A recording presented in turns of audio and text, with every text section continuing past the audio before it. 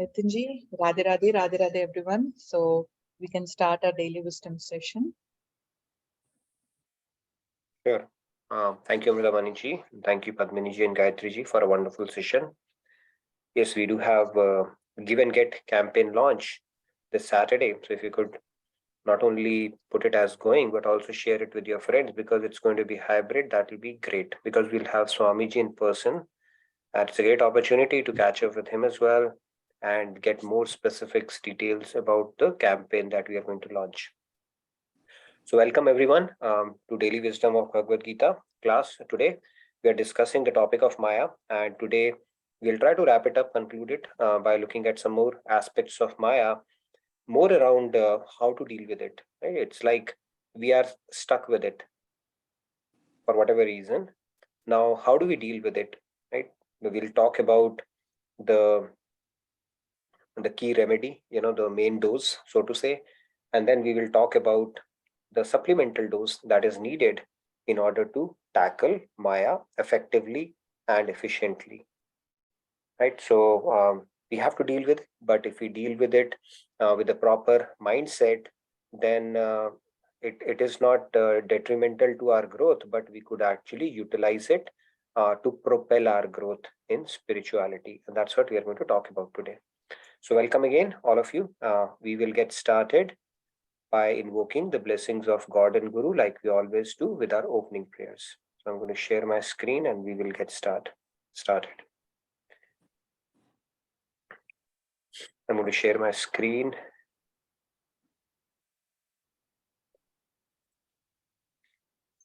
Okay, just a quick context of where we are. So we are talking about the topic of Brahma, Jeeva and Maya, because which is very foundational to the spiritual understanding.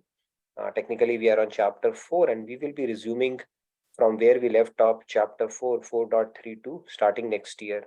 Until then, we will complete our recap sessions that we are doing, including some of the fundamental concepts that we are discussing for the benefit of everyone, like we always do. We go back and forth so that all the key concepts are well understood and we keep on rehashing those for the benefit of people who might have joined late. That way, nobody's missing out anything that they need to be aware of or should be knowing about as we keep on making progress in our journey of Bhagavad Gita. So let me get started with our opening prayers. Gurur Brahma, Gurur Vishnu, Guru Devo Maheshwaraha, Guru Sakshat Parabrahma, Tasmai Shri Guruve Namaha. Vasudeva Sutam Devam Kamsa Chanuramardanam Devaki Paramanandam Krishnam Vande Jagadgurum Krishnam Vande Jagadgurum. All right. Radha Radha, good morning, good evening once again. So let's do the recitation of the shloka that we have been doing, chapter 7, verse 14, because we are talking about the three eternal entities, starting with Maya. Tomorrow we transition into Jeeva Shakti, and the next week we are going to spend maybe 1 or 2 sessions on the Yoga Maya Shakti, and then we resume our journey from chapter 2. We are towards the end of it, and then we'll pick up some of the key concepts from chapter 3 and then get back into our routine of 1 verse a day that we are going to do for chapter 4. Okay, I'll get started then. You're welcome to follow along. Daivi Hesha Gunamayi Mama Maya Duratyaya Mameva Ye Prapadyante Maya Metam Tarantite. All right, we can pick up a few hands. Yes. Okay, let me give it to Samji. Go ahead, Radhe Radhe. Right, Samji is back. Radhe Radhe. Daivi Hesha Gunamayi Mama Maya Duratyaya Mameva Ye Prapadyante Maya Metam Tarantite. Very nice, Samji. Good to see you back, and even better to see you back with a smile. Okay, so let's get started. Ashutoshi, please go ahead. Ashutoshi, Radhe, please. Radhe. Radhe, Radhe. देवी एषा गुणमयी मम माया दुरत्यया मामेव ये प्रपद्यन्ते माया में तां तरन्ति ते. Very nice, Ashutoshi. Radhe, Radhe. Rameshji, Radhe Radhe, please go ahead. या राधे राधे Radhe, Radhe. दैवी ह्येषा गुणमयी मम माया दुरत्यया मामेव ये प्रपद्यन्ते माया में तां तरन्ति ते. Thank you. Very nice, Rameshi, and thank you for turning on your video today. Yeah. Okay, let's pick maybe a few more hands. We will spend maybe another 2 or 3 minutes and then we'll get started. We have a lot of stuff to discuss and have some interesting discussion as well. Go ahead, Dineshji, you've been unmuted. Dinesh. दैवी हेषा गुणमयी मम माया दुरत्यया मामेव ये प्रपद्यन्ते माया में तां तरन्ति ते. Very nice. Thank you. Aparna ji, Radhe Radhe. Radhe Radhe, Aparna ji. दैवी हेषा गुणमयी मम माया दुरत्यया मामेव ये प्रपद्यन्ते मायामेतां तरन्ति ते. Very nice, Aparna ji. Thank you. Radhe Radhe. Shyamji, please go ahead. Radhe Radhe Radhe Radhe. दैवी एषा गुणमयी मम माया दुरत्यया मामेव ये प्रपद्यन्ते मायामेतां तरन्ति ते. Radhe Very Radhe nice. Thank you, Shyamji. Okay, maybe 3 more hands. Surya Prakashji, please go ahead. Radhe Radhe, Surya Prakash ji. Radhe Radhe दैवी हेषा गुणमयी मम माया दुरत्यया मामेव ये प्रपद्यन्ते माया में तां तरन्ति ते. Very nice. Thank you, Surya Prakash ji. Rahul ji, go ahead, please. Rahul. Radhe Radhe Radhe Radhe. देवेशा गुणमयी मम माया दुरत्यया मामेव ये प्रपद्यन्ते माया में तां तरन्ति ते. Very nice, Rahul. And like the 2 additional pair of eyes you have put on today. I think these are moon glasses, right? These are special Shyam Sundar glasses. All right, great. Okay, so let's. Okay, I see. Sumesh, Okay, let's yeah. quickly do that. Maybe Radhe one Yes. more time, and then we get started. Ji Radhe Radhe. दैवी गुणमयी मम माया दुरत्यया मामेव ये प्रपद्यन्ते माया में तां तरन्ति ते. Wonderful, Radhe Radhe. Sumesh. Okay, so we can do real quick. Let's freeze the number of hands. Please go ahead quickly. The remaining hands. Ramya ji, go ahead, please. Riya ji, please go ahead. Radhe Radhe. Radhe Radhe. दैवी हेषा गुणमयी मम माया दुरत्यया मामेव ये प्रपद्यन्ते मायामेतां तरन्ति ते. Thank you, Riya ji. All right, last but not the least. Pragi ji, Radhe Radhe. Radhe Radhe दैवी हेषा गुणमयी मम माया दुरत्यया मामेव्ये प्रपद्यन्ते माया में तां तरन्ति ते. All right, so Thank let's you. get. Shri Ramya, are you able to? Ramya ji, Radhe Radhe. Yes, Yeah, go am I ahead. audible? Yes, you are now. दैवी एषा गुणमयी मम माया दुरत्यया मामेव ये प्रपद्यन्ते मायामेतां तरन्ति ते. Thank you. Thank you. Very nice, Shri Ramya, and all the best meeting Swamiji today. All right, so let's get started. In this one, Lord Krishna is saying, my divine energy Maya, consisting of the 3 modes of nature, is very difficult to overcome. So basically, Lord Krishna is saying, Maya se koi nahi bach paya. Okay, and it's very, very difficult to overcome. But those who surrender unto me cross over it easily. So for normal people, it is more like a bhavsagar. It's like crossing over an ocean. But for people who surrender to Lord Krishna, it seems this entire bhavasagar or the ocean seems like small amount of water, amount of water that would probably fill in a calf's poo. That is how easily they cross over. Okay, so let's get started. We've been talking about this topic and we will go deeper today. We spoke about Maya. It's basically Maya is nothing but something that we have embraced ourselves through our choice. Much like this guy who's clung on to this tree, holding it tightly and saying, "Leave me, leave me, leave me."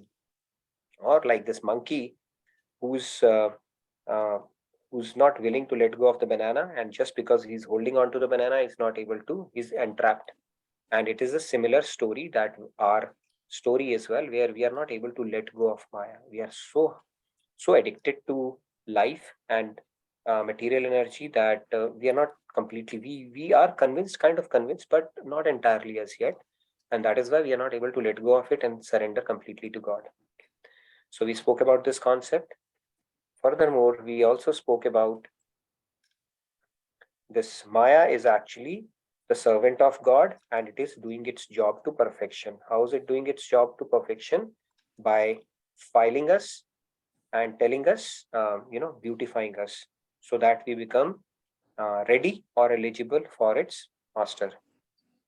Helen Keller, she's a beautiful story that Swamiji tells. You could look her up in Google if you not already heard that inspiring story, where she was deaf and dumb and still she made such a great success out of her life. So all the trials and tribulations were not able to bog her down in her life. In fact, just because of the positive mindset that she had and the solution oriented approach, she made most out of her life despite the physical handicaps that she had to contend with right from the word go. She came on this earth. So Maya, to all of us, it's doing its job and it is doing its job to perfection because Maya is telling us, don't come to me. Okay? And it's doing that job of filing us so that we become better human beings. And it is serving the purpose of this creation as well, like a good servant to its master. Okay? Now let's move on. Now here you see a mom chiding the kids. Now this is a very beautiful quotation. And if you just think deeply over it, okay, it's a very important quotation and we really need to contemplate and reflect upon this. Now, what it says is that external things, external situations, circumstances that happen to us in our life. See, first, let me just read it out and then let's reflect on it. The situations in the external world cannot be the cause of our strife. Okay, that is one part of it. More importantly, rather it is the other way around. Inner thoughts bring external circumstances onto us. That means we are inviting circumstances to ourselves. Just imagine every thought that comes to your mind is actually going to result, it could actually lead to a particular circumstance that you are inviting to your life. And if we were to invite guests to our house, we would like to invite favorable guests. The fact that unfavorable things happen to us, the seed for that is sown in our head only.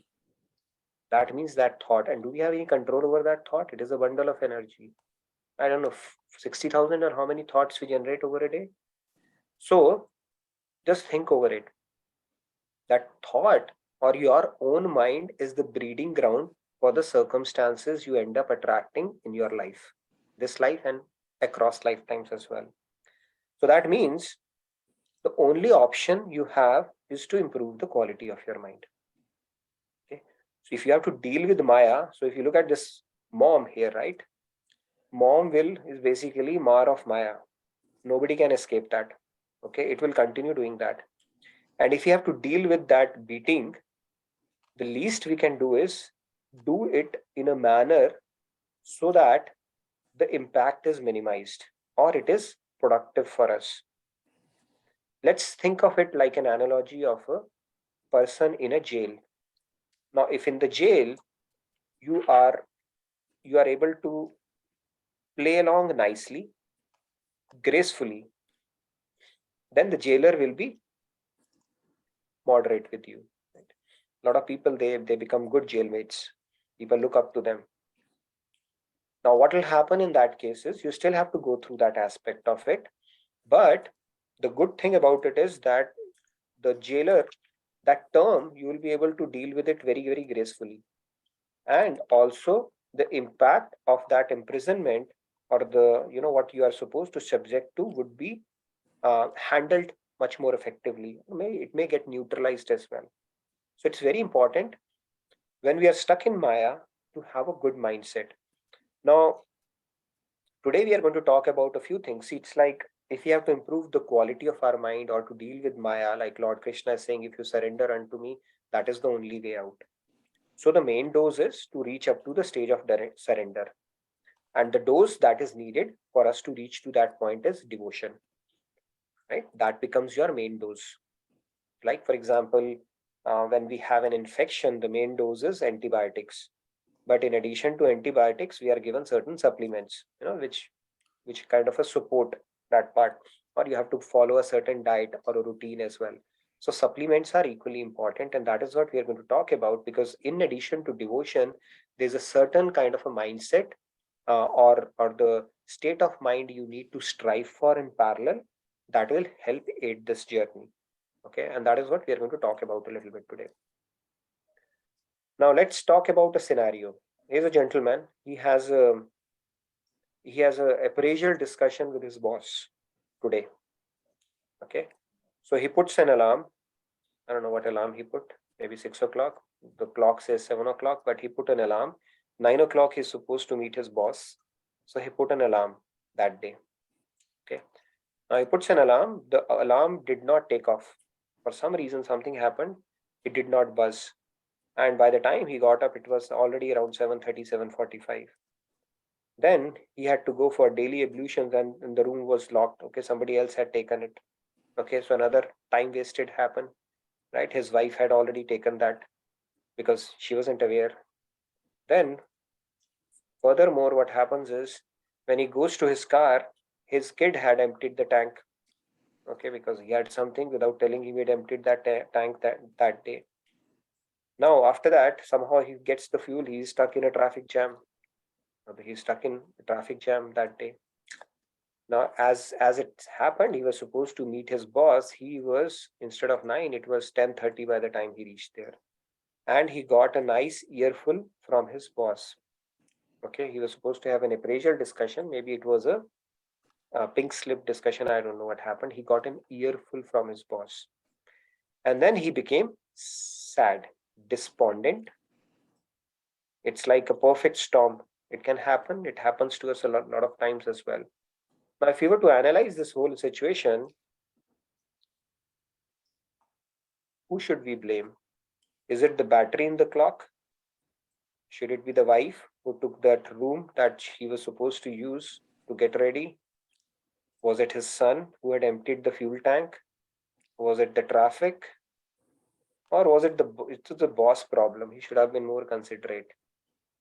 Who should be blamed for this whole situation that this guy experienced? And this is basically a situation of a Maya world, which we will keep on getting subjected to in different forms. Now, in this case, this is just an example, just an analogy, right? Lord Krishna chose battlefield to impart the message of Bhagavad Gita to Krishna, to illustrate the point that it is the most stressful situation one can have. Now, these are some kind of, intermittent pit stop situations that arise in our life as well. Now, if this kind of a perfect day somebody has, dream day, so to say, who is to be blamed? Who should he blame? When he's sad, if you are in his position, who would you blame, basically? Anybody who wants to take this?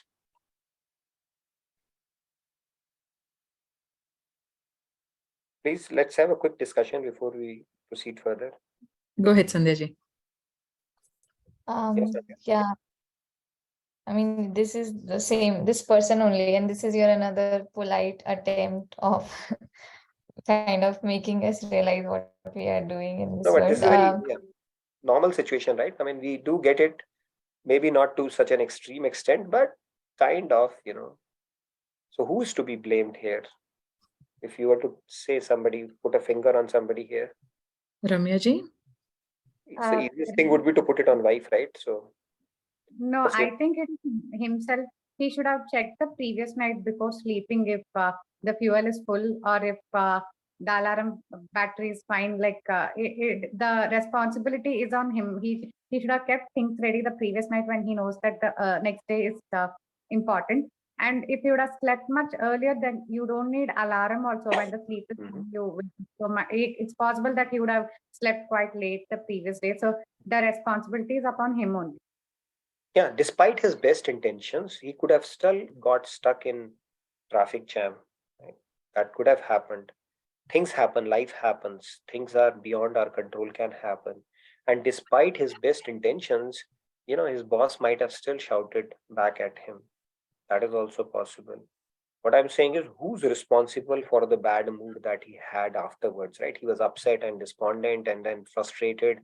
A lot of things, other things would have happened at home afterwards as well. Yes, maybe a couple of hands and then I'll move forward this conversation. Sunita ji, please go ahead. Yes, sir. I think we should blame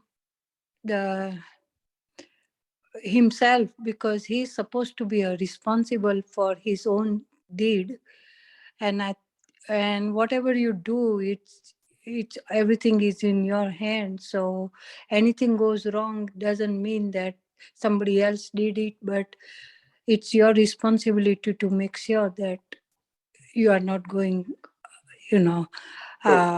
other way around. Very good. I would like to, very nice. Thank you, Sunita ji. And maybe one more or two more we can take. Shamji, we'd love to hear from you.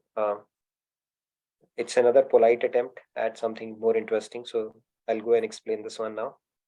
Yeah, Radhe Radhe. See, he has to be only his own self.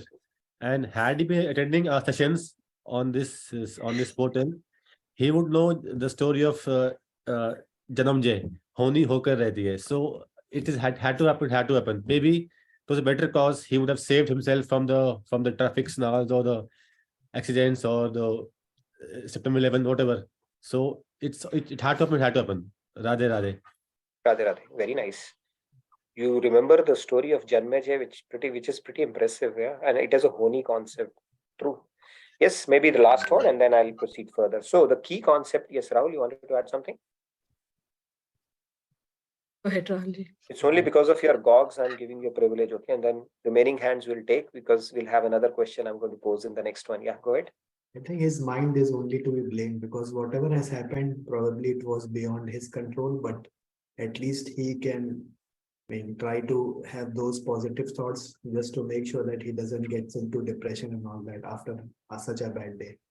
So his own mind has to be blamed. Right. So this is one of the things which Maya or as a jailer, we will be subjected to from time to time. I've just picked up a situation. It's a beautiful analogy Swamiji has given in one of his lectures, but this is just a symptom of the lot of things that happen in our life. Now, the key lesson here from a spiritual standpoint here that needs to be understood is this person alone is responsible for what he's feeling, because what you choose to think in your head is entirely your prerogative. And there's a beautiful story of Viktor Frankl. You can look it up as well, which Swamiji talks about. He was an Austrian psychologist. During World War II, he was caught by Germany's Nazis, and he was a Jew. And he was put in a concentration camp along with his brother and his family as well. And the kind of torture he was subjected to was unbelievable. In fact, in his memoirs, he's written that they would be put without clothes and would be made to walk long walks without clothes, where they were even not sure that they would survive next day or not. And in the midst of all this chaos, he got to know that his family, his wife and his brothers, they were all killed. Okay. But during that hour of peril, one thing he realized, he said, you know what? Despite this, there is one thing they cannot snatch away from me, and that is what I choose to feel, basically. That freedom nobody can snatch away from me. And he would laugh and he would talk and he would be very exuberant and cheerful even in those circumstances, that even the people, the other inmates and jailers, they started getting attracted. He started commanding respect from them, because that attitude that he chose, even in that situation, drew a lot of people's respect for him. And while other people, they could not take that torture, they died, he not only came out of that concentration camp, but also went on to write a lot of books around it. In fact, one of his books that he has written is Man's Search for Meaning, right? And he became a very famous, he got a lot of accolades and awards after that as well. But think of a man who's in a concentration camp, who's brutally humiliated, tortured, right? Concentration camp, you can only, and he comes to know his family is gone, and still he's able to exercise that choice, that nobody can take that freedom. That is a mindset thing. We don't have to become like him or something like that. But the point here is, if you don't learn to deal with Maya gracefully, we can't do devotion. And if we can't do devotion, we cannot go to surrender. And if we cannot go to surrender, we cannot cross over it easily. It's a very simple principle. So this is a key supplement we need to have, because Maya is going to throw curveballs our way from time to time in different ways. Torturous situations, unreasonable people, people who will play on your nerves, right? These kind of situations are bound to happen. Even when you are, let's say you are in an environment where you think you should be having all sattvic people, or for that matter, you are in a seva, you might think I have come to a Satyuga. Not necessary. You are still operating in a world which is under Maya. So one of the biggest pitfalls for people on the path of spirituality is, now I'm in spirituality, everything is going to be perfect. No, not necessarily. I'm in seva, everybody would be cool and nice, and not necessarily. You are still dealing with people who are in Maya. Okay, and that's where we need to have a proper mindset, because that choice, what you choose to the attitude that you choose in a particular situation is entirely your prerogative, and nobody can snatch that away from you. And the sooner we start understanding this principle and start exercising that part, the better off we will be, because then we will not be whining and complaining. Okay, now let's move on. I'll tell you another story. So what happened, there was a guy who was complaining so many troubles he was having in his life, misery and troubles that he was having. So God comes in his dream and says, you know what? I have a solution for you. So this guy says, really? He said, yeah, the temple near to your house, why don't you put your bag of misery, in all the miseries in your bag, and start walking towards that temple. I'll meet you there and I have a solution for you. So this guy says, all right, game on, let's do that. So this guy, as you can see, he starts walking with his bag of misery towards the temple. And while he's going, he sees another guy walking towards the temple. He said, maybe God came in his dreams as well. So let's check it out, what's going on there. And as he saw there's another guy who's walking, and quite a few, right? It's like there are just a lot of people who are doing the same thing. So then God meets them. They said, okay, go and tie your bag there and stand by your bag. Okay, each one of you. And they stood by their bag of misery, each one of them. God said, take a look at all each other's bags. I'm going to put the light off for 10 minutes. And then whichever bag you choose, you can swap those bags with each other. Whichever one you think is a better one for you, you go and stand by that bag. He puts off the light, he puts it back on. Guess what happens? I think you might have heard the story. Everybody was standing by their own bag only, right? Now they were thinking, what if I pick up a bag? At least I know my problem. I have a knee problem, and my kid is not cooperating. What if the other person has H1N1 and the COVID extreme case, or who knows which kind of a virus? It's better, at least I know my miseries. I would rather stand close to my bag only. So this is also another way of perspective, where this Maya creates an illusion, two kinds of illusion. The other people are happy, and my miseries is the end of the world for me. But if you come in contact with not only your own disappointments, but also others' disappointments and what's going on in their life, you will say, oh my God, Everybody's having so much on their plate. I'm still blessed. That can happen too. So this is another hallucination that Maya can create, where our mind starts playing a trick. And it's very important to have a right mindset that, okay, if I have a bag of miseries, I still have other things that are going for me. And when you start comparing and contrasting it with other people without knowing the full story, that's where the dissatisfaction starts coming with regards to what we don't have. And we conveniently forget what we already have. And the sense of gratitude that should accompany around that as well. So this is again an interesting story that Swamiji said, so I thought I'll bring it.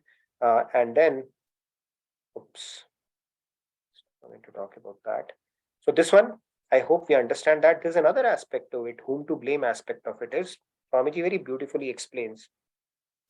See, if we let our feelings and our emotions drive our progress, then we are spiritually naive or very, very immature. So the more proactive attitude is to take control of our emotions and take control of our feelings, as opposed to letting our emotions and our feelings drive us. Now, some people say, you know what, I was very inspired when I heard Swamiji or when I started practicing spiritual principles. Then what happened? Now I don't feel that inspiration anymore. Okay, then what are you going to do? I'm going to wait for it to come back. Now, if you're going to wait for it to come back, that's not a very smart strategy, right? It's like here in US, it's pretty common, people come and says to their spouse, I don't love you anymore. So what do? Wait for love to come back, right? It's a verb. You have to inculcate favorable feelings. It's a verb. It's not a noun. Or take control of your feelings, or let your feelings drive you. Now, if we let our emotions drive us, today my mood is off. Now, are you going to wait for your mood to be switched on before you'll start behaving better with others? If yes, then you are very spiritually very naive. That means it's a toddler mindset, where we let our feelings and our emotions drive what is happening to us. A more proactive mindset is to, first of all, having a sakshi bhav, knowing your mind is playing tricks, and take control of it. All right, I'm going to force you. I'm not going to dance to the tunes of your mood or your feelings or your emotions. So people who are driven with their emotions, that is a very shaky ground in that case, because our emotions are, Bhagavad Gita itself has said that when our senses come in contact with material objects, the fleeting feelings would come. Feelings will come and go. Yesterday you might be feeling high, today you might not feel high. So they are transient, both are transient. So rather than feeling, we need to fill ourselves with the fuel, which is called inspiration, with proper knowledge, where we don't let our feelings dictate us and take control of our emotions and feelings, so that we can deal with Maya and the situation, circumstances that Maya presents to us much more effectively. Otherwise, Maya will make us dance, right? Today you feel this, tomorrow you'll feel something else, the other day it will be other than. Feelings will come and go. That is not the way to go. Feelings will keep you, make you wander around with no purpose at all, because feelings come and go. And we don't have a formula for our gunas, which guna will get activated when, we have no clue about it. Okay, so we need to take control of our feelings. This was the story where you only have to blame yourself, nobody else. Viktor Frankl's story we spoke about. And in this one, this story basically is, again, these are all feelings about your own misery, or how much your cup is full of miseries. But the fact is, we have to chin it up, take it, and focus on the things that we have, as opposed to things that we don't have, right? There's a quotation in English: I was complaining about my shoes until I saw somebody with no feet. So sometimes we overplay our feelings, the things that we don't have in our head, to an extent that we just start focusing on our miseries only. And when you think about stories of other people, the kind of miseries we can actually be subjected to, there is no end to it. So putting it in perspective is very important. And these are the supplements we are talking about to deal with Maya. Otherwise, Maya is very, very strong. Tomorrow we are going to talk about, even though we are the sentient Shakti of God, right? We spoke about that we are eternal fragments of God and we are sentient. Maya is Jad. But if there was a game of chess between us and Maya, Maya is beating us hands down. time and again by throwing the carrots and allurements, and we keep falling for it. So we'll talk about why is it happening. Even though we are the sentient Shakti, sentient should have an upper hand on Jad, but we keep on getting defeated more often than not, and that is why we are repeating here as well, right? So let's move on. Now, what makes us lose touch with our reality? Just look at this guy. He's in a jail, and he's concerned about getting that cookie or bread more than the key that would get him out of this jail. He's forgotten his precarious position and only concerned about the next bit of pleasure that he can derive in his life. Like that rat story we spoke about. The rat is only worried about the carrot, how to get the carrot or how to avoid the current. Where to avoid the current, where to get the carrot or the bread. Even though the doors are open, the carrot is still in that dilemma, where to get that. And that is kind of a story for us as well. Now, Buddha, think about Buddha. Buddha, when he saw the misery for the first time, he said, I'm going to get old. Am I going to get sick? Am I going to die? These three things came to him, all of a sudden. He immediately developed dispassion and vairagya towards world. And then he said, then I need to find a key, root cause for it and get out of it. That much dispassion he developed. So immediately he started looking out for a key, right? But we see all these things every day, but it's like, all right, and we still have time. So if we get detached, if we get so worried about looking at miseries around in this world, we see, right? Ghor Kali Yuga has come. This is happening, that is happening. The world is a mess. Then we should get so much detached from the world that we should look out how quickly I can get the key and get out of this jailhouse or the prison house of God. That is true Chintan at that point. But if you're simply doing Chinta, what is going to happen, World War III, this, that is not very futile exercise at that point. So what makes us, Maya is the one which is actually making us lose touch with reality. Now I'm going to talk about, this is a very interesting thing. Let's look at it. Here is God, right? So here is Maya and here is the Jeeva Shakti we are talking about. They are, if you look at it, both are part of God, right? As part of God, Maya is serving God. When part has to serve the whole, that is the constitutional position. It happens. When you are a part of Ansh and Anshi relationship is there, then Ansh has to serve the Anshi. Maya is serving. On the contrary, Jeeva Shakti has started serving Maya. Okay? And started doing bhog, indulging in bhog, which is leading it to rog, dis-ease, right? When you are not in ease. Now, Maya is saying, no, you break that chain and start serving God. That is essentially Maya is telling us. So it's actually establishing the relationship with God, forcing us to do that if we understand it smartly. If we don't understand it, then we wait for the next punishment, but next reversal in life. But Maya is telling us, you establish that relationship back, as opposed to establishing that relationship with me. And Maya keeps on disappointing us. Your experiences will keep on telling you. So that then you can get the other rogue, right? And we spoke about this rogue, the realization of God. It will take you. And interestingly, it maps directly to the concept of Karam Yoga that we spoke about. Maya is also, if you think deeply, telling you to serve God. Start building that consciousness, and that is what we studied in 2.47 also. That is Karam Yoga. So Maya said, yeah, serve me, but serve me with an intention of pleasing God. Then I'm fine too. You do Karam Yoga, and then also the purpose is served. So basically, this natural relationship of serving the whole is disturbed by us. Instead of serving the source or the whole that we belong to, we have started serving the servant itself, Maya itself. And Maya will make sure that doesn't happen. That relationship, it will keep on reminding us this is not the right relationship. That is why you see the cross there. And it will keep on telling you, you need to serve somebody else. You need to serve my master, not me. And that is essentially Lord Krishna is telling as well in Karam Yoga. When you start serving even Maya, we have to serve Maya until we start serving God, right? But the simulation that we can do is we are doing it for the pleasure of God. And that is what Karam Yoga is as well. All right. Any questions so far?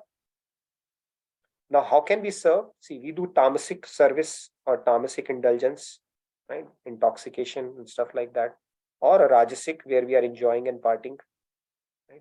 In Maya, these are the different ways in which we are serving Maya. Tamasic ways, we do that, by indulging these things, rajasic ways, sattvic ways, and then the gunatit is when you do it for the pleasure of God. And that's the only way that will take us closer to God or help you cross over Maya and take you closer to the principle of surrender. Now, what are we truly seeking? A comfortable life in the jail or a passport, freedom from the jail itself? That's a question I'll pose and take a quick pause now, because we are in a prison house of God, which is a conditioned souls. Now, our entire endeavor is to make our life comfortable in the jail. Everybody thinks about that only, right? Or are we truly thinking about getting a passport out of the jail? Let's have a bit of a discussion on that. And then what is it we can do differently to imbibe that consciousness or do things which are taking us more closer to the jailbreak, as opposed to simply trying to make our life comfortable here in this jailhouse itself.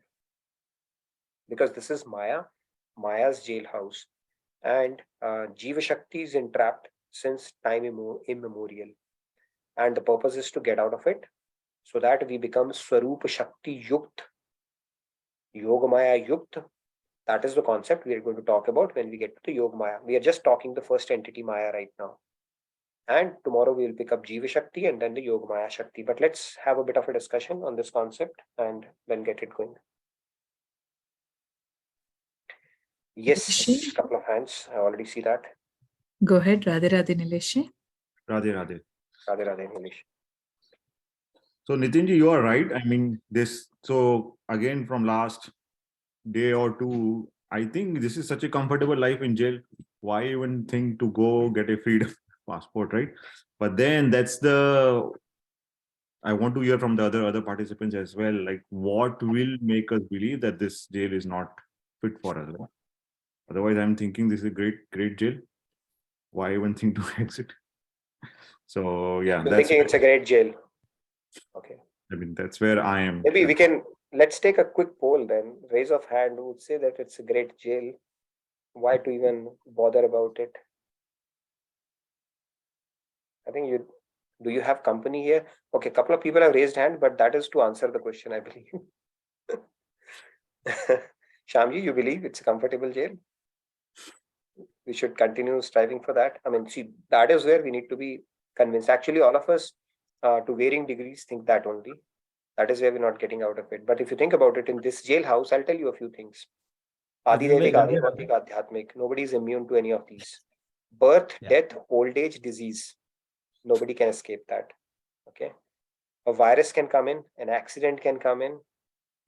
Some people can do some bad things to us. So a tornado can come in. So these things we are not immune to as well. Right. And then our mind can trouble us, people can trouble us. All these things are there, which are called afflictions. Thirdly, the sense of satisfaction is not here. You always think, okay, next thing is going to make me happy. Next thing is going to make me happy. So it is kind of walking through a dangerous forest, is what our scriptures tell us, where at every step there is danger and nobody is immune from it. And nobody has a formula to become immune from it. No matter how much yoga you do or Iron Man you become, there is nobody has that formula, and they are subject to all these panchaklesh, tridosh, tritab, all that stuff. Kaph, vat, pit will start troubling you after a while. Okay, so but if you feel it's worth it still, I'm sure that anyway by de facto we are doing so. But yeah, it's an important question for us to even acknowledge that. Do we really even feel a need to get out of this jail or not? So let's hear from other participants as well. This is Radhe Radhe. Nilesh has put his case that it's a comfortable jail. So let's hear from others. Can you hear me? Yes, please go ahead. Yeah, I would like to blame on Krishna this way, because he is the one who has made Maya his front runner. He doesn't want us to see him or believe him. That's why he has made Maya his face and made us entrapped in the Maya world, so that we just be in the Maya world and forget him. And some people, saints who are there, who really know who Krishna is, who God is, only they are true, what do you say, servants of Krishna. And Maya is bereaved of all those things. But at the end, it's Krishna's play. And I tell you, if you believe me, I have been there, done that. Trust you me, I was in a very rich world, I would say, material world, and then God gave me a tight slap, and then I'm here. And spiritual life is not easy life, as I said earlier. Also, it is a tough life. People around you see you like you are a gone case. You have no clue what you are doing. You are leaving this material world and going into a sadhu vesh. But it is a difficult path to follow. It's not easy way out there. And people left, right, center are there to just abuse you, curse you, and say all those things to you, so that you leave this path and come back to this Maya world. But all said and done, it is a really good way of teaching ourselves that Krishna is great, and he has made Maya his face so that we don't follow him and we don't come to him. And only few people who are there can really come to him and relieve and release themselves on this golden jail. Radhe Radhe. Radhe Radhe. Thank you, Shyamji. We'll come back to that. Yeah. Can we blame it on Krishna alone? So yes, let's hear from others as well. Arun wanted to say, and then Sandhya, Shashiji, Manoranjanji. Let's quickly hear from them as well. Arunji? Yeah, Please Radhe go ahead. Radhe. Can The you hear me? comfortable Yes, jail or Radhe Radhe. yeah. Yeah. So no, I mean, to answer the question. So definitely, what you're truly seeking is happiness, and because we are inherently divine, we naturally want to seek divine happiness, but obviously because of the illusory energy, we are falsely led to thinking happiness is in this material world. And the thing is that, the problem with the happiness in the material world, or so-called happiness, is it's fleeting. So it's never permanent. And because of the temporary aspect of it, we always, we experience something for a short period of time, and then, we lose it. If only this Maya happiness was more permanent, then it would be even more difficult for anyone to convince us to get out of this jail. But even, because it's temporary, we do find reasons, because, as in the Gita, in I don't know which verse in chapter 7, but it says there are 4 reasons why we tend to move towards spirituality, right? One being the distress in the material world. So, what I think is, that's a major factor why most of the people try to seek the real purpose of life and divine happiness. So that is what we are truly seeking, but we are just covered by the illusory energy, for which we assume that the happiness exists over there for a large part, until someone hits back at us, or we realize it's a fleeting happiness, and that's when it takes us time to understand. True, very true. Yeah, we are happy with this fleeting happiness only, and it's like we have a potential to become a billionaire, but we are saying we are okay being a beggar. Okay, that's fine. We are fine with that. I mean, so what if we have to pay a price tag for it? But yeah, that is actually our state at this point, is what scriptures are telling us. One of our lives might be relatively more comfortable than other lives, but it's a pretty dangerous place to be in if you think about it. Do we have a formula not to be born in Afghanistan or Somalia, for that matter, right? Or not to become a species that you would only despicably look at? Absolutely nothing. So everything is out of our control in that sense. So yes, but what we are talking about here is, yes, we do have choice there, and the good thing is that we are getting exposed to this divine knowledge, and we can take the corrective steps to put our journey back on track, and maybe reclaim what we already have. So that is a good thing about it. And then Shyamji, you said it is a difficult, yes, it is, might be difficult to begin with, but it is a very joyful journey if you ask me personally, right? If somebody asks me, nobody can punish themselves, to be honest. Okay, if they are gaining something better than what they had earlier, then only they will stick to this path, because we humans have a natural tendency to be joyful and blissful, and only when you feel bliss will you stick on to this path. Nobody punishes themselves. So yeah, it may be few trials and tribulations to begin with, but it is a blissful journey, and much more blissful than you would ever experience anything like that in the material world, for sure. Okay, let's hear from others as well. Quite a few other hands are there. Just wanted to remind you, Saturday we have Give or Get campaign kickoff. Do check out the messages, share with your friends, do join in full force and get at least 100 of your friends. Okay, if you don't have 100 of your friends, then at least 10 of them. If you don't have in 10, then 5 of them. Okay, and that is non-negotiable. And join us in person or basically online, because Swamiji is going to be there as well, and he's going to address us as well. It's a good opportunity to meet him on his birthday as well, although he doesn't want to talk too much about it. But for us material people, it is important, right, to celebrate the birthday of Swamiji, from whom we have gotten so much. So we still want to do it our own way, and I think he plays along for our happiness only, and we'll continue to do that. So please join us. That's the most important thing I wanted to tell all of you. Yes, Amrita, anything more you wanted to add? Yes, I just posted a link. It's a Facebook link, which is for the event. So if those who are interested, it would be nice if you click on that saying going, that is, you'll be going for the event. So it's just a seva. So it would be nice if you all can do it. Please do that. And if you have already done, please do share a thumbs up. It would be nice, and it encourages others also. So. Okay. So while I get the light back in my room, yes, please, we can take the more hands in the meantime. Sure. Or maybe I can deal with it for now. Sure. As long as it's not scary for you, I think I'm okay. I think the light, somebody turned it off. But anyways, let me try to get it back. Give me a sec. Yes, let's take a hand. Who's the next one? I'll put it back on. Sandhya, go ahead, ma. Yes, Yeah, Radhe Radhe.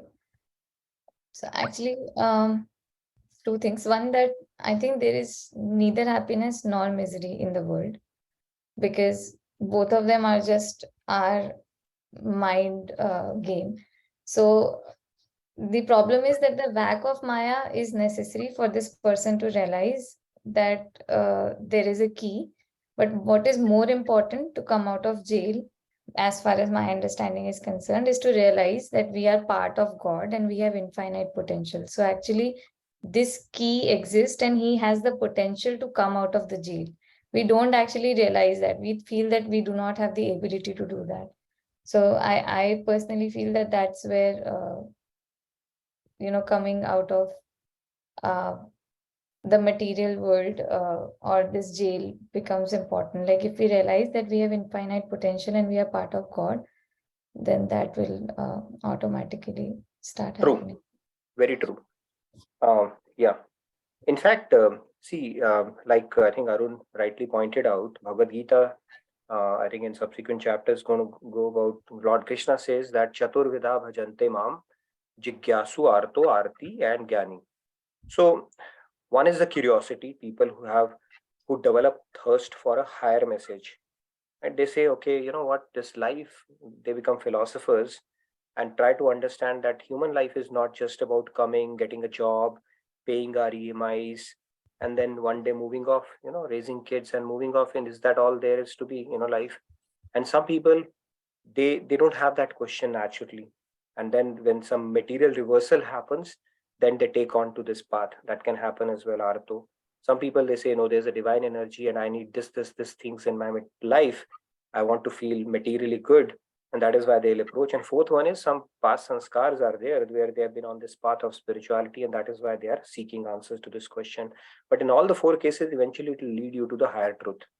Right? It's a search of the truth of who we are, where I've come from, what is my relationship, with my spiritual father, and what I should be doing in my day-to-day life as a human, so that it takes me closer to the goal of life. Once I understand the goal of life. So these questions would come in our mind, I mean, sooner or later in our heads. But our scriptures tell us that this is Shashvatam and Dukhalya. This is a place of misery, and it is a temporary place.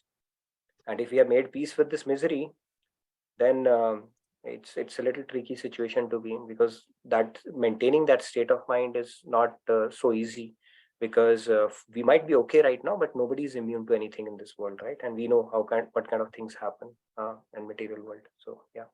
Okay, let's hear from few others. I know we are closing in on 10 o'clock, maybe a couple of hands before we move on to our next segment. Aparnaji, please go ahead. Yes, Aparnaji. Radhe Radhe, can you hear me? Yeah. Radhe Radhe, Aparnaji, Okay. we can You can hear hear you. me, right? Yes, we can hear you. Okay, sorry. I was once actually asked by a person. He's actually a very good person with he's very driven and successful person. With a good heart and lot of virtues. But he was asking, like, if everyone becomes a spiritual saint and they all go and live in a spiritual town, what is going to happen in the world? Where will the progress be? Like, especially in the today's world of scientific and technological advancement, everything will be all shot down and there will be no progress. So who is going to what is going to make that happen? Is everybody going to be is supposed to be a saint? I know that's a philosophical question that keeps coming up. So it's like almost like people have taken on the responsibility to do a balancing act, right? That we are not going to become saint, because if everybody does, what's going to happen to this world? I mean, it's a pretty interesting question in that sense. Hypothetically, if everybody becomes a saint, I think first of all, it will be a very peaceful state and God will be extremely happy. But then God himself has said that not everybody is going to become. He has seen us not just in this lifetime, but across multiple lifetimes and across Brahmans to know that it is law of diminishing returns. Very few will take to this path. Even amongst those very few will strive for it. Even amongst those, very few will truly try to understand him. Even amongst those, very few will actually reach him. So it goes on like that as well. And if that is the case, then there is no reason for this jailhouse at that point, right? Maybe this will get an upgrade. If that happens, you don't have to have scientific. Why do you need scientific development? Science took them such a long time to figure out Bhugol, Earth is round, right? Church and the Galileo, and they had so much of conflicts before they finally came to this realization. And Bhugol was a word used in our scriptures. Our scientists were our saints who would download that information from above. Why do you need to go into a laboratory and play around with test tubes and everything, right? They would simply download the real knowledge. So this is a more of a hypothetical philosophical question. I mean, if everybody is a saint here, then I think probably this material world will also get an upgrade, more closer to a spiritual world, right? But it has not happened so far, at least till 7th Manvantar. That's what we are in right now. You can do the calculation how many billions and trillions years this whole creation has been. Bhagavatam can walk you through with that. And there is no reason to believe it is going to happen. This is not. From our standpoint, we need to focus on getting sainthood as quickly as possible if we are serious about our spiritual journey and that eternal bliss that our scriptures promise us. See, this material world is also very exquisite. If you look at the beautiful flowers, the tender petals and stuff like that, so the possibilities in spiritual world we can only imagine, right? And once you are beyond the limitations of this body and these diseases and these miseries and these anxieties, that freedom of mind, that bliss, the possibilities are immense, right? We have not tasted it as yet, but our scriptures are promising us, saints are telling us, and Guru tells us. So I think it's a pretty immense possibility to actually experience that, or at least strive to get closer to that as best as we possibly can. But yeah, you can tell your friend, we have enough people who are worrying about this, so we don't need to worry about it, okay? Not everybody is going to become a saint. We have a long way to go, I think, from that standpoint. So Sashiji, Radhe Radhe. Radhe Shashiji. Yeah, Radhe Radhe, Nitinji. Nitinji, you covered it all the points. Only just I wanted to say a little bit from my side. We got this precious human life. You know why? Because God is merciful. He did mercy on us and gave a chance to come to Him and be in happiness forever. When, this life will be snatched away, we will not have even who knows which species we will go in, and then we have no roof on our head. We will be searching for the food whole day long. Then there will be far more miseries, right? Right now we have little bit comfort here and there. We get ice cream and we enjoy this and see the movie, we enjoy this and that. But this is only going to last for a little time, and in eternity this little time is nothing. So we have to keep those points in our head. This is our chance to get out of the jail. If we did not strive for it, there will be nothing but misery. Very true. See, ice cream and movie is a good incentive for us to be born as a human. But for us to even have some kind of a hope of coming back as a human to enjoy ice cream and movie, we should have spent at least more than 50% of our life in spiritual pursuits. Then we have a good reason to expect a back-to-back human life. Otherwise, there's no guarantee. We could become a tree, we could become a polar bear. It could be anything, right? I mean, who knows? Scary, but we have been through that. Okay, so not a big deal. Okay, last two hands real quick. Good discussion today. And then we move on to, I think 10 o'clock, we usually end our session, at least the discussion part of it, before we transition to the devotional. Maybe we can spend 5 more minutes. Go ahead, Manoranjan ji. Radhe Radhe. Yeah, Radhe Radhe. Namaskaram to all of you. Namaskaram. It is said in Pandukopanishad, Tasmancha prapancharachite maya jagat. This entire world is full of, and illusion is God's hand. It is required. Your voice is trailing off, Manoranjan ji. So before you get to Kabir's Doha, you may want to fix your audio. Am I audible now?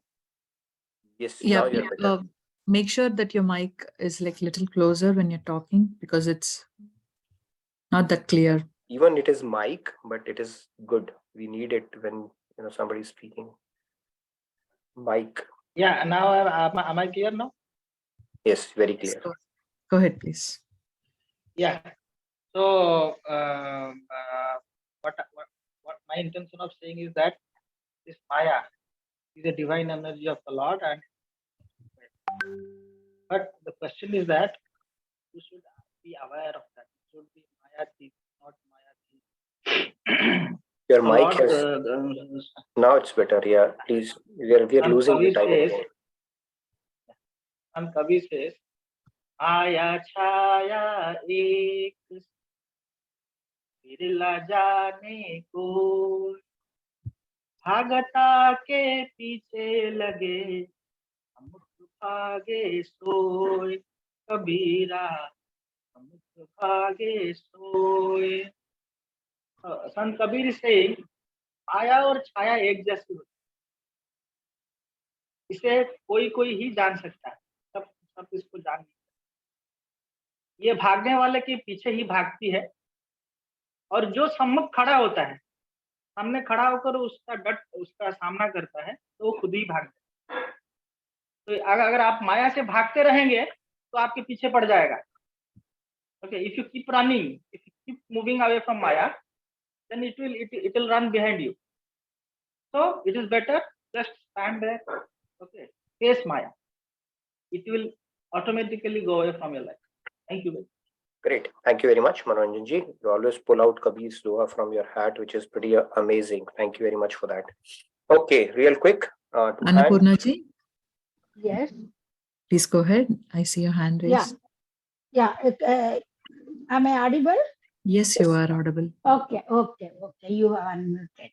Yeah, I just want to say that I was listening to this discussion and I was thinking that we have never even tasted the bliss, because nobody can explain that. It is beyond, it is infinite, it is forever and, ever fresh and everlasting like that. We have never even tasted with small things here. We are just content. Only scriptures tells us that, it is beyond and we have to go for it. But just because we don't know the taste, we think that what we get from Maya, just couple of happy moments. At least in that jailer, he was selecting the cookie instead of the key because he could see the key. For us, we cannot see through scriptures and classes, and then all the advantages that you gain and by going towards God and everything. That may be the reason that for us to fall more into Maya for many people, especially if they have not come closer with divine knowledge, like what we are doing, in JK Yoga sessions and all those things. They don't know. They think world is really nice. Thank you. Till they get some difficulties. True. Radhe Radhe. Very nice, Annapurna. I think that was a very valid point you made. We have not experienced it, and that's why it becomes very difficult for us. And Maya is, you see the pleasure right in front of you, right? And it becomes enticing at that point. So yes, that makes it difficult for sure. Yes, sorry, go ahead. Ajitji, please go ahead real quick. You can. Yeah, Radhe Radhe. Actually, if someone in your family is bachelor, he has got exposed for the material world as well as spiritual world by virtue of their family culture.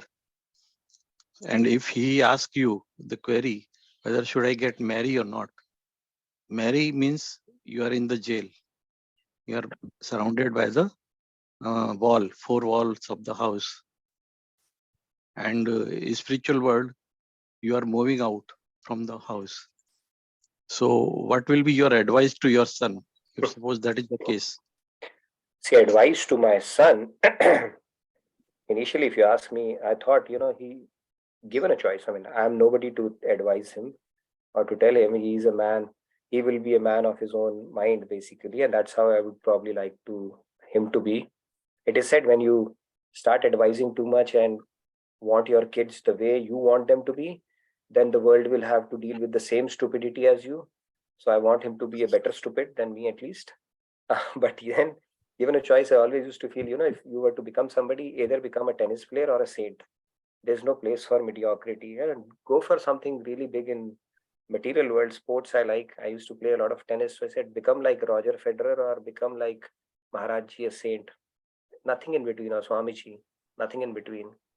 But if you ask me right now, I mean, marriage, it's a very controversial question, right? A lot of bachelors here and all. But Swamiji has always made it very clear that, see, it's like you're already in a jail. And then within a jail, you are going to create another jail, right? And then you're going to add more prisoners to deal with there. So the less jail within a jails you have, it's better it is, right? Unless absolutely needed.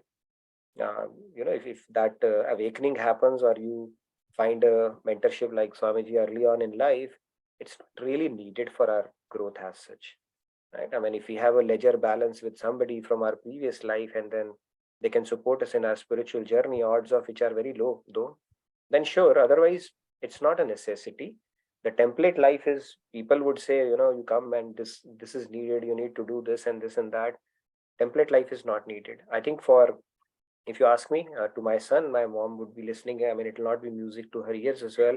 I would rather say, I mean, if you're happy just like that, become a good human being, get closer to, if he gains depth spiritually, I would be much more happy as opposed to he leading a very cookie cutter template life that, okay, go to this college and become like this and get married and then want to play with my grandkids, all that stuff. If you ask me, I have no such ambitions at all. If he becomes good, spiritually elevated, I'll be more than happy for him. Right, but he better be good. Okay, not he should not become a Baba who are neither here nor there and smoking ganja for the rest of their life. Okay, that is not acceptable. Either you become really good there, or become a tennis player or something really well in the material world. At least you are doing something with your life. But marriage, I don't even consider marriage as a necessary evil or anything of that sort. Right? Swamiji has made it very clear in so many SMX sessions. He has tackled that question. So I don't think it's that template cookie cutter life is really necessary for us, as provided we are clear in our head. If we are not clear, then it is needed. We have to go through the defined institutions, so to say, Varnashram Dharam, so to say, if we have doubts. But if we are clear, I don't see a need. Swamiji has told it multiple times, right, during his question and answer to a lot of people. So I hope I answered that question, at least what you were hoping to hear from me. Yes, for our little one, I mean, it's okay, whatever he wants. It's like, do whatever you want to do, man. Just do it right. That's all. Okay. become a good human being. That is most important thing, because that's the only thing they will carry forward. Right? Because when life will throw challenges, whether you've gone to an Ivy League or you are super intelligent or you have a very high IQ, doesn't matter at all. Having a good firm grounding in spirituality and being able to see things in perspective and hopefully help others along the way is the real gain in life. And if you can develop love for God in the process and take your spiritual journey to the next level, that's the best gift a parent can give to their kids. Nothing more than that. So I'm in no hurry to find a girl for him. Let me put it that way. Okay. So my mom is here as well. She was in a very hurry to find a girl for me, and she did a good job at that. I must say that. But I'll not be in very hurry. Okay, for sure. He can take his own time, if at all. Nitinji, I observed when this question was asked, many of the participants, Sandhya ji, Rahul ji, Arun ji, Urvi ji, they were all kind of clapping and laughing. I hope you've captured them. Shyamji is also in that. He was also, I observed. He, Shyamji, it's too late to laugh now, okay? He moved aside and laughed. I noticed it. It's in gallery view, Shyamji. Too late to laugh now. So, yeah. So now, shall we have the attendance tracker has been posted. So There are please people take here who meet me, they say, the way I talk, I'm not going to let so many people get married. I said, I'm not asking anybody not to marry. Okay, it's their decision only. I'm just reiterating what Swamiji says, because he's tackled this question very objectively, and I love his response. When he was here, I remember in one of our breakfasts, I said something, and then he said, Nitin, next life anyway, you will not have to worry about Arnima Nivan. I said, wow, Swamiji, what? Aapke muh mein ghee shakkar, I said, and he started laughing. So the point is, it's not like marriage. If you get a good partner who's supportive, it's good, but the odds of that happening are very low. It's a calculated risk, and it can actually derail your spiritual journey if you don't get a favorable spouse. Or it's like marrying an entire family, they start wearing you down. Then what's the point? Half of your life will be spent in managing their expectations only. There's time for Krishna and for your spiritual growth. And it's a thankless job at that point, right? God is not going to give you a gold medal that you will, good job. You manage the family and everybody really well. As part of your duties, maybe some punyas you can accrue, but nothing beyond that. So if you're sorted out in your head and you get this knowledge early on, opportunity of meeting a saint, there's absolutely no reason why one would add another world, keep on adding world complexities and headaches to their lives. So, but you need to be really lucky for that and time it to perfection. Doesn't happen so easily, right? Sairamji is saying, don't make married people lose hope. We can still be karma yogi. No, I'm not. I'm not saying that. See, married people, they have a better odds, because the higher the threat, the greater the opportunity. So if they can crack it in Grihastha ashram, nothing like it. Even better, God will be extremely pleased. He said they had tens of other things to do, and still they could think about bachelors. They'll say, you guys were anyway idle. Why didn't you do it? These people were busy. They still did it. So you have to look at it that way. Sorry, guys. Sorry to disappoint you, but the bar is raised now. Oh, Nitinji, I would just like to share this. My husband has two elder brothers. So the elder one I mentioned before, right? So he's a Krishna devotee. He's a brahmachari. He's not married. So initially when he was into this Krishna conscious thing, so my in-laws were so worried. They wanted him to get married. So they kind of, you're the eldest. If you don't get married, the boy, the next two, they won't get married, kind of. And the moment when they said that, he was so happy. And he's like, oh, if I don't get married, they also won't get married. Okay, then I can take them with me. My in-laws were like kind of shocked, and within a span of 1.5 months, they got they looked alliance for both of them and got married. So. I know. The people and parents, they get very, very concerned, oh my God, if he doesn't get married, rest of the people will also not get. See, when you start changing the paradigm, the way it is accepted in this world, of course, it makes people uncomfortable, right? So that happens. That is but to be expected. But once you start getting the real knowledge, you start understanding the bigger game that is unfolding.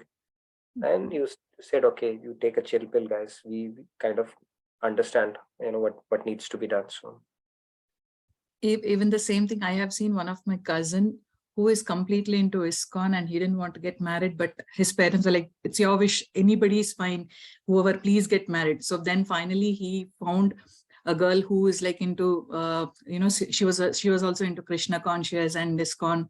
So, and he's married, he has kids now, and they are all serving Krishna now. but yeah, can happen, but with a stroke of luck, if it's meant to happen, for sure. But yeah, there's no formula for that at all. Right. And the parents, and they get worried because of two reasons. One, they want to enjoy the bliss, right, of grandkids and stuff like that. And second, they feel they are answerable to the entire world. Now, why your kid is out of whack? Okay? Yes. So they feel that pressure. But yeah, and that is what, end of the day, it's all Swat Siddhi game that is going on, right? Nobody's truly worth. And then they will give all the stories, you only need it. They will come from different channels, as if, it's your best interest kind of a deal. But yeah, truly, that's how often. But yeah, if we get sorted out in our head, then of course it's not needed. And you get somebody like Swamiji early on in life. It's like you are clear about your goal and you want to make the best use of your life. The lesser distractions, the better it is. But if there is a doubt, go ahead do it. So that is. I don't know if you remember, Hasmita had asked you the same question actually a few months back. Was my answer different at that time? No, it was the same.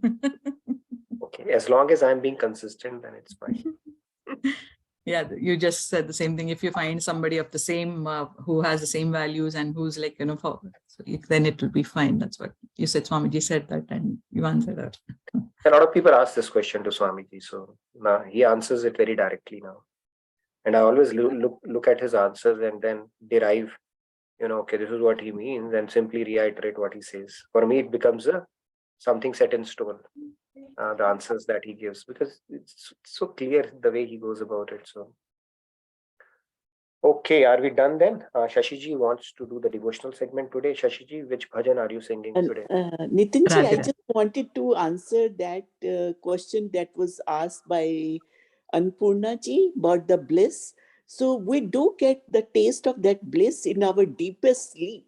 God, embrace us that time. So that is the highest bliss we can get in this material world. Yeah, very true. It's when we are in the deep Sushupti state, God gives us an alingan. That is the highest bliss possible in this material world. Very true. That's when we wake up, we are like, we had a great sleep kind of a deal. And ironically, we are not aware at that point that God is embracing us. It's only after the sleep we know something good happened. Thank you, Shashiji, for that. Okay, I know we are over time. Anybody who wanted to chant or sing today, maybe a couple of hands we could take today, and then Shyamji, we have 10 more minutes please. to wrap up our session. Radhe Shyamji. Shyamji, you wanted to say a few lines. This is a Vedic Pratna. Okay. And regarding marriage, I guess I am not against Nitin Bhai Swamiji. One should get married. It's a beautiful union. And people like Nitin Bhai and me are very, very lucky to have partners who are there to support us in every which way. That's it. And now my prayer starts. Yeah. Your prayer starts for bachelors, huh? Okay, go ahead. Yes. Yeah. I start.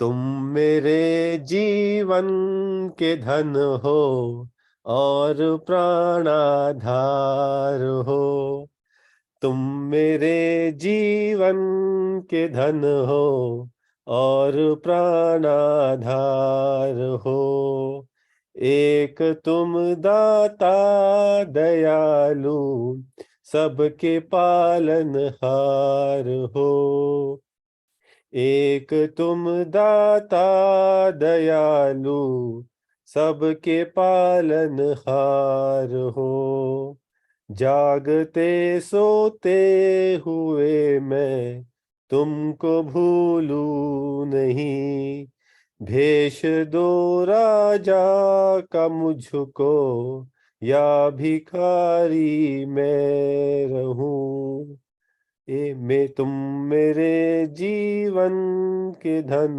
हो और प्राणाधार हो, देते तुम थकते नहीं हो, ऐसी तुम सरकार हो, देते तुम थकते नहीं हो, ऐसी तुम सरकार हो, तुम मेरे जीवन के धन हो और प्राणाधार हो। Radhe Radhe. Radhe Radhe Shyamji, very nice. You are raising the game with regards to singing, so very nice, more very fluently, and a beautiful bhajan that you picked up. So thank you again for that. Loved Thank it. you so much. Radhe Radhe. Thank you so Radhe much. Radhe. Okay. Thank you, Shyamji. Dineshji, please go ahead. All Radhe right, we'll Radhe. take two more hands and then we'll wrap up the session because I know we are getting over time again today. Yes, Dinesh, please go ahead. Yeah. Mohan तेरे चरणों की जो धूल ही मिल जाए, सच कहता हूँ मेरी तकदीर बदल जाए। सुनता हूँ तेरी रहमत दिन रात बरसती है, एक बूंद जो मिल जाए मन की कली खिल जाए। ये मन बड़ा चंचल है, कैसे तेरा भजन करूं, जितना इसे समझाऊं उतना ही मचल जाए। मोहन इस जीवन की बस एक तमन्ना है, तुम सामने हो मेरे, मेरे प्राण निकल जाए। तुम सामने हो मेरे, मेरे प्राण निकल जाए। मोहन तेरे चरणों की बस धूल ही मिल जाए। Radhe Radhe. Radhe Radhe Dinesh, very nice. It's very touching bhajan with deep meaning around it, and you sung it really well. Looks like you do this prayer very often, so thank you for sharing it with us. Very, very nice, and you get a heart for that. Thank you very much for that. Are we good then? We're done for the day? We have Sumeshji's hand raised. Maybe quickly. Okay, Sumesh, yes. Radhe Radhe, Sumeshji. Maybe one more. Radhe Radhe. Radhe Radhe. जाओ जाओ वृंदावन हे उधो, जाओ जाओ वृंदावन हे उधो, गोपियों से जाकर तुम मिलना, कहना कान्हा ने भेजा है, कहना कान्हा ने भेजा है, सुध उनकी जरा ले कर आना, जाओ जाओ वृंदावन ए उधो। उन्हें समझाना कि अब मुझको न याद करे, एक छलिया के लिए वक्त न बर्बाद करे। उन्हें समझाना कि अब मुझको न याद करे, एक छलिया के लिए वक्त न बर्बाद करे, एक छलिया के लिए वक्त न बर्बाद करे। फिर वो क्या कहती है उनकी, फिर वो क्या कहती है उनकी, बात हमसे आकर तुम कहना, जाओ जाओ वृंदावन ए उधो। कान्हा क्या जाने कि प्यार क्या होता है, रोती हो तुम लोग वो चैन से सोता है। कान्हा क्या जाने कि प्यार क्या होता है, रोती हो तुम लोग वो चैन से सोता है, रोती हो तुम लोग वो चैन से सोता है। कभी आएगा मिलने तुमसे वो, कभी आएगा मिलने तुमसे वो, इस धोखे में तुम मत रहना, जाओ जाओ वृंदावन ए उधो, जाओ जाओ वृंदावन ए उधो। मेरे लिए नफरत सीने में उनके भर डालो, बेवफा कान्हा है ये साबित तुम कर डालो।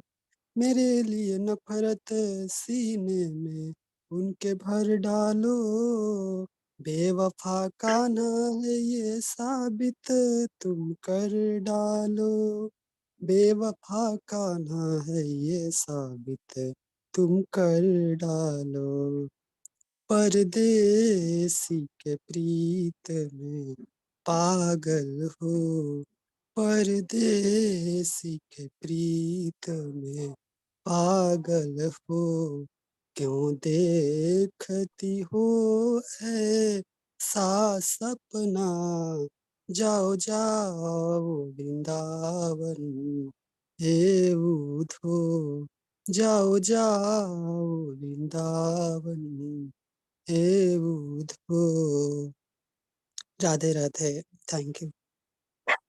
Very nice. So Radhe Radhe Someshi. It was a beautiful bhajan, Gopis bhajan, and a lot of bhavs you brought into this one. Loved it. Thank you so much for this beautiful, beautiful bhajan that we had. Each word and had a lot of depth, and you could actually visualize what's going on between Uddhav and Gopis. Thank you so much for that. Thank you so much. Loved it. Is it his debut today? No, I think Someshi has sung maybe a couple of times before as well. But this was very, very nice. Absolutely wonderful, Someshi. I loved it. And Someshi is one of the few participants who's been there right from day one. I remember, when we launched Bhagavad Gita session, he's been Nitinji, like, yesterday you had this question, right? When you had the launching session, it was on December 24th, 2020, 9 p.m. CST. when was it? It was on December 24th, 2020, around 9 o'clock. Yes. Okay. Because that day we had the Gita Jayanti celebrations in the temple, and immediately we had launched this session. Okay. Yeah, I knew it was somewhere before the new year. I wasn't sure it was 18th or 24th. Yeah, just before Christmas, and then we started on December 1st. 24th. Right? Yes. 24th, we had the reciting of all the verses. And then the same time in the evening, we had this launch of the session. I remember I turned up on the first session. I was a nervous wreck. What am I going to do? Who will going to come? What are they going to ask? I'm so glad now it's kind of gotten into a zone where I feel comfortable, and you guys, I know that regardless of what I say, you'll tolerate me. So it's a huge comfort factor now. But when I had started, it used to be like, okay, one more week.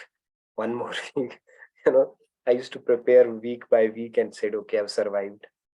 Used to be pretty interesting, but it has been quite a journey for sure. Yes, Shamji, you want to sing one more? No. I just want to say a few things about this session. Initially, when you started, Nitin Bhai used to say everything: opening prayer, closing prayer, shlokas, initial, all the shlokas, their verses, their meanings. We were just mute spectators. And as the time passed by, he just passed the button to us. Now he only does opening prayers, and that is followed by all people around us. We say the verses, we tell the meanings, we interact, we say our problems, we say our solutions, we say our answers, and now we have this beautiful Vachan Sandhya, and it's a change for the last 2 years, and it's a very nice journey, I would say, upgoing journey. And as I always say that I thought it's a 3-4 months journey, and but as we all know, it is not going to end soon. I guess it will be ever ending journey, and people will come, people will go. Nitin Bhai will stay there to teach us the teachings of Maharaji and Swamiji. Yeah, I've gotten few more gray hair and few less hair since I started, but yeah, it'll That's a continue. sign of being your Jnani Mahatma, Not Gyani. a Yeah, I soulful get soul. some special privilege for this 60-minute window. Other than that, if you meet me, you'll say, oh my God, I don't want to deal with this guy. So this 60 minutes are special, I know that. And that is because of Maharaji and Swamiji. So make the most of it. But other than that, you would rather stay away from me. He's being very humble actually. I know. That's the way always been. Amruta No worry. Maniji will know that. We will love to be here with you. 60 minutes, 60 hours, depends. Let us meet you once and we'll decide ourselves for us. For sure. We're going to meet very soon. Very, very soon. Yeah. So great. Thank you. Thank you everybody for your enthusiastic participation. Tomorrow we will get into the Jeeva Shakti part of it and continue with our interesting discussion that we have. So stay blessed, stay safe, have a wonderful day, great rest of your evening. Please fill out the feedback tracker if not already, and I look forward to seeing you tomorrow. Thank you, everyone. Thank you, Nitinji. See you all tomorrow as well as on Saturday. See you all. Bye. Thank you. Shamji, everyone. please join our team, okay? Daily Wisdom team. We have not joined it. We're not going to leave you until you join it, okay? And no excuses. Find out and do whatever is needed to join our team, please. Okay, thank you, everyone. Good night, good day. Thank you, everyone. Radhe Radhe. Radhe Radhe. I'm closing the bridge now.